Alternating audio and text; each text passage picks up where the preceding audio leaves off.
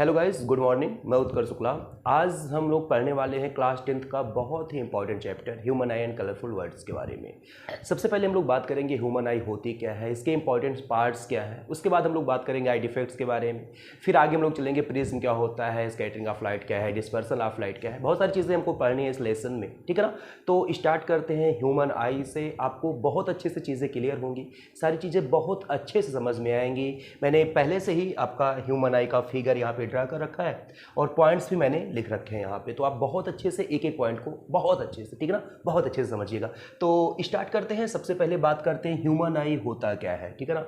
आपको बहुत अच्छे से पता है यार, ह्यूमन आई हमारे बॉडी का एक ऐसा पार्ट है ना जो कभी बढ़ता नहीं, बढ़ने मतलब कभी उसकी साइज़ कम या ज़्यादा नहीं होती। बचपन में आपकी आँख की साइज़ जितनी होगी, जब आप बूढ़े हो जाओगे ना तब भी आपकी आँख की साइज़ उतनी ही रहने वाली है। तो हमारी बॉडी का एक ऐसा पार्ट्स है ह्यूमन आई जिसकी साइज़ कभी भी ना तो बढ़ेगी ना तो घटेगी, है ना। इंपॉर्टेंट पार्ट है ये। अभी देखो, हमारे फिंगर्स की बात करूँ या नोज़ की बात करूँ, ईयर की बात करूँ, बचपन में कैसा होता है, छोटा होता है, लेकिन एज के साथ साथ धीमे धीमे बढ़ता रहता है वो। बट हमारी ह्यूमन आई में ऐसा बिल्कुल भी नहीं होता। हमारी ह्यूमन आई बचपन में जितनी बड़ी होगी, जब हम बूढ़े हो जाएंगे इवन तब तक उतनी ही बड़ी रहने वाली है, ठीक है ना। ह्यूमन आई की साइज़ में कभी भी कोई चेंजिंग नहीं होने वाली है। डायमीटर की बात करूँ तो आपकी ह्यूमन आई की जो डायमीटर होता है वो होता है 2.3 सेंटीमीटर। ये अप्रॉक्स है, फिक्स नहीं है। इसी के लगभग में होता है किसी का, ठीक है ना। ऐसा नहीं बहुत किसी का 2.5 हो गया, ऐसा नहीं होता। 2.3 सेंटीमीटर ही होता है लगभग ह्यूमन आई जो भी हो उनकी डायमीटर में बात करूं, डायमीटर होता है, ठीक है ना। और बात करूं ह्यूमन आई, कभी कभी पूछ लिया जाता है ना, आपको पता है कैमरा कितना मेगापिक्सल का होता है, कोई बोलता है 48 मेगापिक्सल, 50 मेगापिक्सल, हाँ बहुत ऐसे बोलते हैं ना।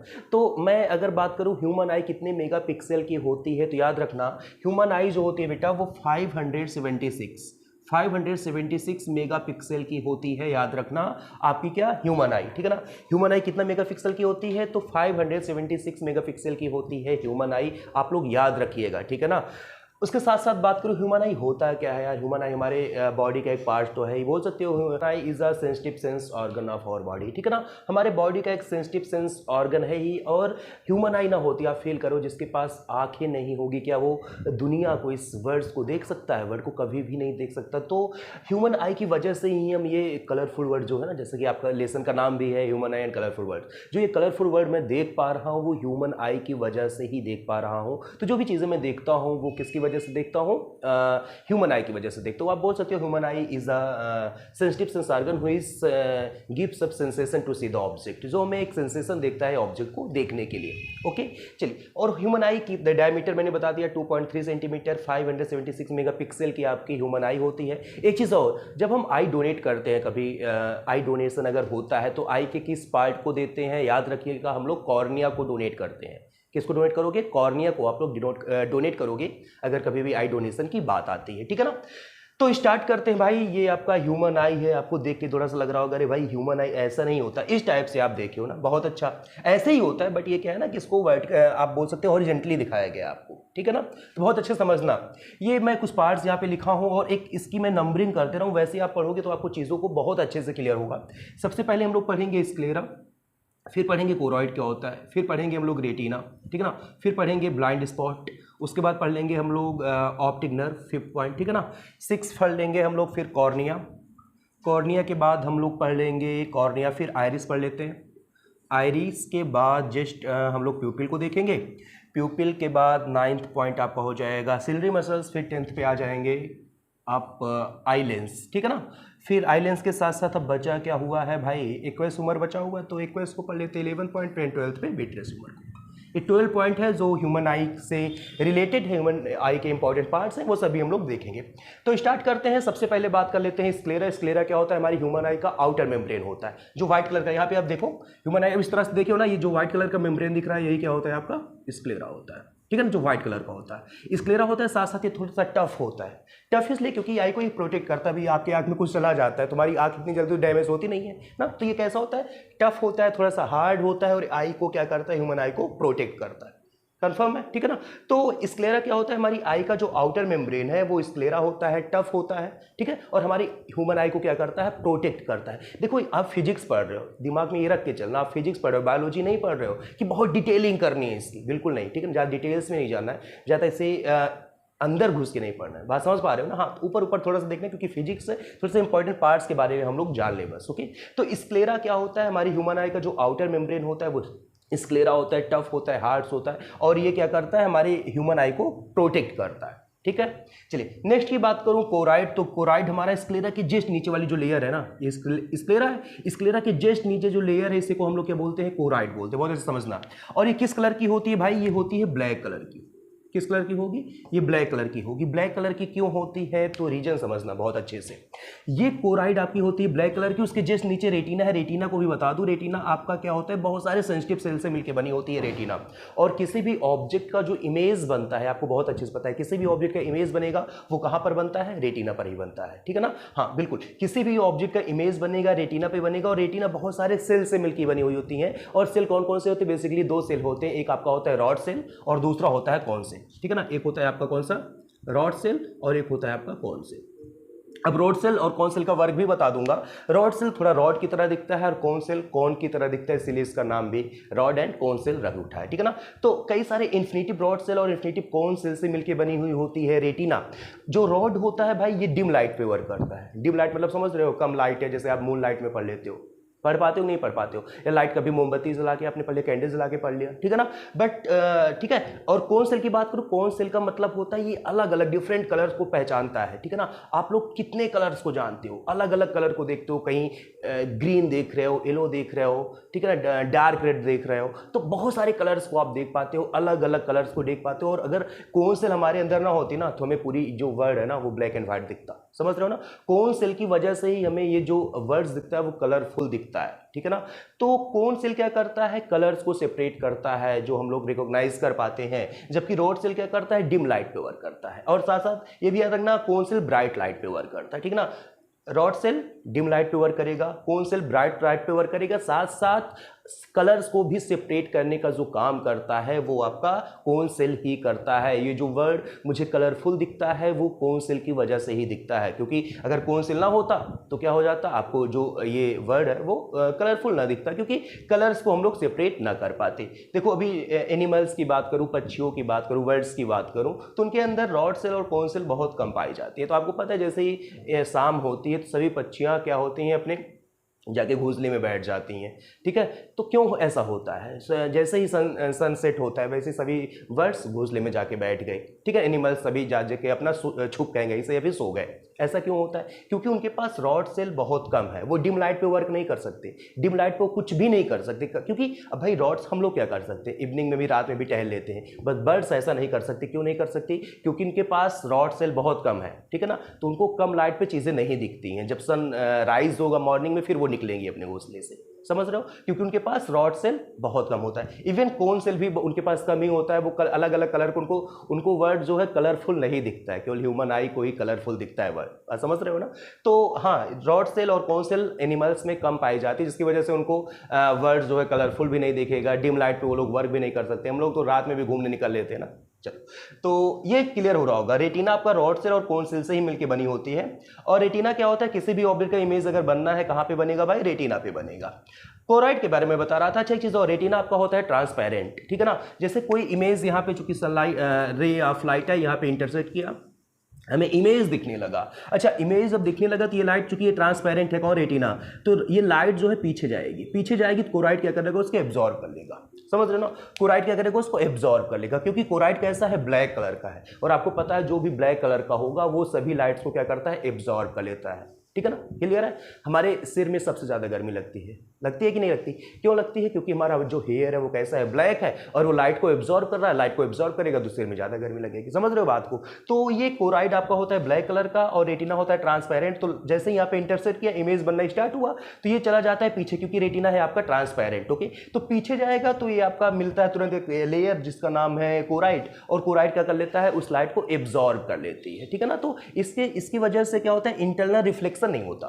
नहीं तो फील करो, सभी सरफेसेस लाइट को रिफ्लेक्ट करते हैं। अब ये दिमाग में आपके नहीं होना चाहिए कि केवल मिरर ही लाइट को रिफ्लेक्ट करता है। नहीं भाई, ये वाल भी, बोर्ड, वाल, या इवन हम लोग भी लाइट को रिफ्लेक्ट करते हैं। अगर हम लोग लाइट को रिफ्लेक्ट ना करते तो हम किसी भी चीज़ को, किसी भी ऑब्जेक्ट को ना देख पाते। ठीक है ना? हम लोग किसी भी ऑब्जेक्ट को देख पाते हैं due to irregular reflection. Okay. तो सभी ऑब्जेक्ट, ठीक है ना, वो लाइट को रिफ्लेक्ट करेंगे, इवन ब्लैक को छोड़ के। ब्लैक नहीं करता लाइट को रिफ्लेक्ट। तो यहाँ पे ये ब्लैक कलर की मेम्ब्रेन है जो लाइट को एब्जॉर्ब कर ली और इंटरनल रिफ्लेक्शन नहीं होने दिया। तो कोराइट का मेन वर्क यही है, वो इंटरनल रिफ्लेक्शन ऑफ ह्यूमन आई के अंदर इंटरनल रिफ्लेक्शन को नहीं होने देता है, ठीक है।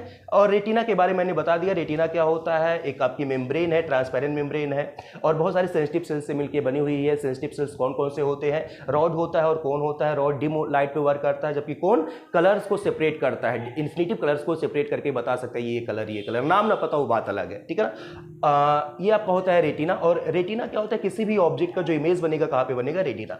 रेटिना पे एक पॉइंट होता है ब्लाइंड स्पॉट, ये पॉइंट आपको दिख रहा होगा, ब्लाइंड स्पॉट बोलते हैं। यहाँ पे ब्लाइंड स्पॉट पे किसी भी ऑब्जेक्ट का इमेज नहीं बनता, ये आप लोग याद रखिएगा। ब्लाइंड स्पॉट पे अगर ये रेटिना का ही पॉइंट है ना, रेटिना पे एक पॉइंट ऐसा है जिसपे किसी भी ऑब्जेक्ट का इमेज नहीं बनता है, उसे क्या बोलते हैं, ब्लाइंड स्पॉट। नेक्स्ट हम लोग आते हैं फिफ्थ पॉइंट पे, जिसे बोलते हैं ऑप्टिक नर्व। ऑप्टिक नर्व क्या होता है, बहुत अच्छे से समझना। हमारी आंख जो होती है, ह्यूमन आई जो होती है, किसी चीज को केवल देखने का काम करती है। अब देखने के बाद रिएक्शन क्या करना है, जैसे आप समझो एक्सीडेंट हो गया तो हमें चिल्लाना है या वहां से भगना है, तो ये काम कौन करेगा, ब्रेन करेगा। ब्रेन बताता है कि मुझे वहां पे चिल्लाना है, वहां से भगना है, या फिर मुझे क्या करना है। ये सारे काम किसका है, ब्रेन का है। ह्यूमन आई केवल दिखाता है हाँ एक्सीडेंट हो गया है, ओके। हम किसी को देखते हैं तो पहचान लेते हैं, अच्छा ये सूरज है, ये मोहन, जो भी, ओके। तो क्यों पहचान पाते, क्योंकि वो ब्रेन, वो स्ट्रक्चर किसने दिखाया, आई ने दिखाया। और पहचाना कौन, ब्रेन ने पहचाना, ठीक है ना। तो ब्रेन क्या करता है, किसी चीज को रिकॉग्नाइज का काम करता है, क्या करना है, रिएक्शन क्या करना है, वो सारी चीजें ब्रेन का होता है। ह्यूमन आई केवल उसको देखती है, ओनली देखती है, बस, समझ रहे हो ना। तो ये चीज मुझे बताओ, जैसे मैं किसी को देख को पहचान रहा हूं या किसी चीज को देख के जान रहा हूं, अच्छा आप ये देख के बता पाओगे ये ह्यूमन आई है। इवन मैं पढ़ा पा रहा हूं ना, क्यों पढ़ा पा रहा हूं, ये सारी मुझे दिख रहा है ना, ये ह्यूमन आई दिख रहा है, लेकिन ये बता रहा है कि ब्लाइंड स्पॉट है, रेटिना है, कोराइड है, स्क्लेरा है। ये कौन बता रहा है, ब्रेन बता रहा है। इसके वर्क को कौन बता रहा है, ब्रेन बता रहा है। बात समझ पा रहे हो ना। तो ये चीजें जो देख के यहां से एक सिग्नल जनरेट होता है, इलेक्ट्रिक सिग्नल जनरेट होता है, और वो किसके पास पहुंचता है, ऑप्टिक नर्व के थ्रू ही। कहां पहुंचता है, वो ब्रेन के पास पहुंचता है, फिर ब्रेन सारी चीजों को बताती है। समझ पा रहे हो ना। तो जिस चीजों को मैं देखता हूं उसका एक सिग्नल जनरेट होगा और किसके पास पहुंचेगा, ब्रेन के पास पहुंचेगा, और ब्रेन बताएगा कि मुझे रिएक्शन क्या करना है, ठीक है ना। तो ये किसके थ्रू जाता है, ऑप्टिक नर्व के थ्रू जाता है, ठीक है ना। एक इलेक्ट्रिक सिग्नल जनरेट होता है और कहां जाएगा, ब्रेन के पास जाएगा, ऑप्टिक नर्व के थ्रू। इसलिए थोड़ा सा ये पार्ट ओपन है। क्लियर है यहां तक। चलिए, तो हम लोग अभी तक 1 2 3 4 एंड 5 पॉइंट्स को पढ़ चुके हैं। नेक्स्ट आपका है पॉइंट नंबर 6, और किधर क्या, यहाँ पे कॉर्निया क्या होता है। कॉर्निया ह्यूमन आई का वल्स पार्ट होता है। वल्स का मतलब समझ रहे हो, जो उभरा हुआ पार्ट है। ह्यूमन आई का जो उभरा हुआ पार्ट होता है वो होता है कॉर्निया, ठीक है ना। और अभी मैंने बताया जब आई डोनेशन होता है तो कॉर्निया ही हम लोग क्या करते हैं, डोनेट करते हैं। और एक चीज समझना बेटा, ये जो कॉर्निया होता है ना, ये लाइट को थोड़ा सा रिफ्रैक्ट भी करता है। मतलब समझो, यहां पे लेंस लाइट को रिफ्रैक्ट करेगा अंदर, लेकिन बाहर आपका जो है कॉर्निया भी लाइट को क्या करता है, रिफ्रैक्ट करता है। जिस दिमाग में आना चाहिए ना कि हम लोग लेंस निकाल के क्यों नहीं दे देते भाई। लेंस इसलिए नहीं देते आई डोनेशन में क्योंकि एज के साथ साथ यार कोई किसी की डेथ हो रही है 60 ईयर्स पे, तो 60 ईयर होते होते उसकी जो ये आई लेंस है वो तो वीक हो चुकी होगी ना, तो उस दूसरे ह्यूमन में लगाने का क्या मतलब हो जाएगा, उसका कोई मतलब नहीं है। जबकि कॉर्निया क्या करता है, कॉर्निया का भी वर्क है लाइट का रिफ्रैक्ट करना, ठीक है ना। तो ये कॉर्निया भी क्या करता है, मैक्सिमम लाइट का जो रिफ्रैक्शन करता है वो कॉर्निया ही करता है। ऐसे समझ लो ये लेंस का बड़ा ये आई लेंस का बड़ा भाई है, ठीक है ना। छोटे भाई को ज्यादा मेहनत ना करनी पड़े, इसीलिए आपका ये जो बड़ा भाई है कॉर्निया, ये लाइट को क्या कर देता है, मैक्सिमम लाइट को रिफ्रैक्ट करता है। बात समझ रहे हो ना। तो कॉर्निया क्या होता है, वर्ल्ड पार्ट ऑफ ह्यूमन आई बोल सकते हो, और ये 1/17 पार्ट होता है। 1/17 पार्ट होता है ऑफ ह्यूमन आई, ओके। तो कॉर्निया क्या करता है, जब यहाँ पे लाइट इंटर करती है, कॉर्निया से इंटर करेगी तो मैक्सिमम लाइट को रिफ्रैक्ट करेगा, फिर क्या करेगा, अंदर भेजेगा। इतनी चीजें क्लियर है। हाँ, तो बोल सकते हो world part of human eye known as cornea, और ये लाइट को क्या करता है, मैक्सिमम लाइट को रिफ्रैक्ट करता है, ओके। चलिए, तो कॉर्निया भी आपको क्लियर हो गया। और आई डोनेशन में याद रखना, आई डोनेशन में हम लोग कॉर्निया को ही डोनेट करते हैं। 6 पॉइंट हो गया। 7th हो गया आपका आयरिस। अब आयरिस समझना भाई, यहाँ पे पहले समझ लो, ये जो मैं रेड कलर का दिखा रखा हूं ना, ये चीज, ये आपका कहलाता है आयरिस। तो आपने देखा होगा अलग अलग ह्यूमन की आई जो होती है अलग अलग कलर की होती है। जैसे मेरी ब्लैक है, किसी की ब्लू, जैसे ऐश्वर्या राय की बोलते हैं most of the people blue eye है, और रेबिट की बात करूँ तो रेड होती है, तो ब्राउन भी होती है ह्यूमन आई, कई सारी ह्यूमन आईज क्या होती है ब्लैक ब्राउन होती है। तो ह्यूमन आई की जो कलर होता है ना वो अलग अलग होता है, लेकिन स्क्लेरा का कलर किसी का चेंज नहीं होगा। कभी आप ऐसा कोई ह्यूमन आई नहीं, मतलब सॉरी किसी की आंखें ऐसी नहीं देखो कि स्क्लेरा का कलर रेड हो गया, कभी नहीं। ये चीज व्हाइट ही होना है सबका। ये बीच वाला जो पार्ट है ना आयरिस, ये किसी का ब्राउन हो सकता है, किसी का रेड हो सकता है। और ये जो बीच में दिख रहा है ये भी बता दो, ये व्हाइट वाला पार्ट हालांकि ये होता है ब्लैक पूरा, इसे हम लोग बोलते हैं प्यूपिल। प्यूपिल भी सबकी क्या होती है, ब्लैक होती है। तो देखो दो कलर फिक्स है, कौन कौन सा है, सबका स्क्लेरा व्हाइट होगा, सबकी प्यूपिल ब्लैक होगी, लेकिन जो आयरिस है, आयरिस जो प्यूपिल की चारों तरफ ये दिख रहा है ना, ये जो चीज़ है ये किसी का हो सकता है ब्राउन, किसी का ब्लैक, किसी का डार्क ब्लैक इस टाइप से हो सकता है। तो मतलब जो ये चीज़ है ना ये आयरिस होती है, ये दोनों आयरिस है। मैं रेड से इसको यहाँ पे मार कर रखा हूँ। रेड कलर, रेड मतलब नहीं होता, सॉरी रेड नहीं होता, बट ये कलरफुल दिखाने के लिए मैं इसको मार कर रखा हूँ। तो आयरिस क्या होता है, ह्यूमन आई का जो कलर होता है ना वो किस पे डिपेंड करता है, आयरिस पे। ओके, ह्यूमन आई का कलर किस पे डिपेंड करता है, आयरिस पे। साथ साथ ये ओपेक होती है, लाइट कभी भी आयरिस से एंटर नहीं करेगी, लाइट कभी भी आयरिस से एंटर नहीं करती। लाइट कहाँ से एंटर करेगी, प्यूपिल से एंटर करेगी। तो देखो आयरिस के बीच में गैप है, गैप बिटवीन आयरिस, देखो यहाँ पे है कि नहीं, आयरिस के बीच में जो ये गैप है ना, ये मैं मार कर दूं थोड़ा सा, ये वाला गैप, ये वाला गैप, ये वाला गैप क्या कहलाता है, प्यूपिल कहलाता है, ठीक है ना। तो आयरिस क्या होता है, आयरिस जो ह्यूमन आई के अलग अलग कलर्स होते हैं वो डिपेंड करते हैं आयरिस पे, ठीक है ना। ओपेक होता है, यहाँ से लाइट कभी भी एंटर नहीं कर सकती। और प्यूपिल क्या होता है, आयरिस के बीच में जो गैप होता है बेटा, जो गैप है वो कहलाता है प्यूपिल कहलाता है। और लाइट सबसे पहले इंटर करती है कहाँ पे, कॉर्निया को क्रॉस की, फिर यहाँ पे आता है केवस ह्यूमर, उसको क्रॉस करती है, फिर यहाँ प्यूपिल को क्रॉस करेगी, फिर लेंस को क्रॉस करेगी, फिर विट्रियस ह्यूमर को क्रॉस करेगी, फिर जाके फाइनली रेटिना पर इमेज बनाएगी। ओके, तो आयरिस के बीच में जो गैप है उसी को हम लोग बोलते हैं प्यूपिल, और लाइट इंटर करती है प्यूपिल से। अब एक प्यूपिल की एक प्रॉपर्टी, बहुत इंपॉर्टेंट प्रॉपर्टी है, मैं बता रहा हूँ आपको, समझो बहुत अच्छे से। प्यूपिल क्या करता है, जब डिम लाइट होती है, कम लाइट होती है, तो प्यूपिल अपने साइज को बड़ा कर लेता है। अब बड़ा कैसे करेगा भाई, ये आयरिस क्या हो गई, आयरिस ने अपनी साइज को थोड़ा सा छोटा कर लिया, तो प्यूपिल की साइज क्या हो गई, बड़ी हो गई। और आयरिस ने अपने साइज को अगर बढ़ा लिया तो प्यूपिल की साइज क्या हो गई, छोटी हो गई। तो डिम लाइट पे आप देखोगे, जब डिम लाइट होगी तो ये आयरिस क्या होगी, ऑटोमेटिक आपकी आयरिस क्या हो जाएगी, बड़ी हो जाएगी डिम लाइट पे। और अगर लाइट ब्राइट लाइट होगा, ज्यादा लाइट होगी, तो आयरिस ऑटोमेटिक क्या हो जाएगी, छोटी हो जाएगी।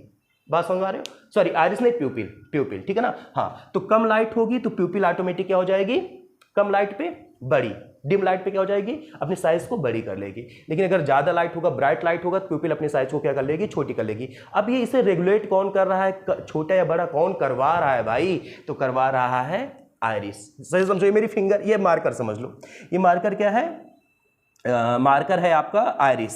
अभी देखो अगर ये पास आ रहा है दोनों मार्कर, तो प्यूपिल की साइज, इसके बीच में जो गैप है वही क्या कहलाता है, प्यूपिल कहलाता है। तो मार्कर अगर अपने साइज इस टाइप से कर ले तो प्यूपिल की साइज क्या हो गई, छोटी हो गई। तो छोटी कब होगी, जब लाइट आपका कैसा होगा, ब्राइट लाइट होगा। और ये साइज को बड़ी कब करेगी, जब लाइट आपकी डिम होगी। तो मैक्सिमम रात में आपकी प्यूपिल की साइज बड़ी होती है और दिन में प्यूपिल की साइज छोटी होती है। तो प्यूपिल की साइज छोटी या बड़ी कब होती, समझ में आया, डिम लाइट पे प्यूपिल की साइज बड़ी होगी और ब्राइट लाइट पे प्यूपिल की साइज छोटी होगी। रेगुलेट कौन करेगा, आयरिस करेगा। ओके, इतनी चीजें क्लियर हो रही होंगी। तो प्यूपिल भी समझ में आ गया आपको, आयरिस भी समझ में आ गया है। हाँ, ये ह्यूमन आई की बात की, जो बीच में छोटा सा ब्लैक होता है प्यूपिल कहलाता है, जो एक कलरफुल होता है ब्लैक ब्राउन अलग अलग, वो आपका कहलाता है आयरिस, और जो व्हाइट व्हाइट होता है इसे बोलते हैं हम लोग स्क्लेरा।